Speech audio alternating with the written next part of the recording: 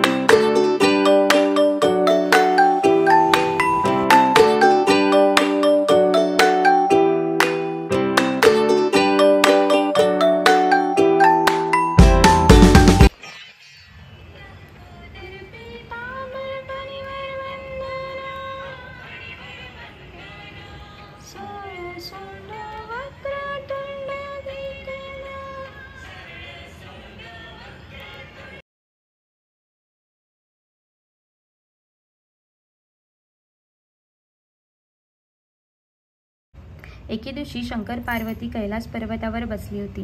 पार्वतीने शंकराला विचारलं, महाराज, सर्व व्रतात चांगलं असं व्रत कोणते? श्रम थोडे आणि फळ पुष्कळ असं एखादं व्रत असलं तर मला सांगा। मी कोणत्या पुण्याईत आपल्या पदरी पडले हेही मला सांगा। तेव्हा शंकर म्हणाले, असा नक्षत्र चंद्र श्रेष्ठ, ग्रहात सूर्य श्रेष्ठ, 4 वर्णात ब्राह्मण श्रेष्ठ, देवात विष्णू श्रेष्ठ, नद्यात गंगा श्रेष्ठ, त्याप्रमाणे हरतालिका हे व्रत सर्वात श्रेष्ठ आहे. ते सो हे गाईज, साडी घालून मी व्हिडिओज नाही शूट केला, विसरून गेली मी ब्लॉग घ्यायचा. हां, पण मी पूजा करताना फोन ठेवलेला, तर तिथे थोडा ब्लॉग घेतला आहे मी. आणि आता मी खाते ॲपल. हे बघा, ॲपल खाते आहे. ह्या उपवासामध्ये फ्रूट्स खातात आणि लिक्विड पिऊ शकतो. साबुदाणा वगैरे, भगर वगैरे काही खायचं नाही आहे. हे बनवलं मी, हे बघा बनाना आणि ॲपल. तर त्याच्यात मी ॲड करते दूध, ॲड करणार त्याच्यामध्ये. तर संध्याकाळी मी खाते आहे.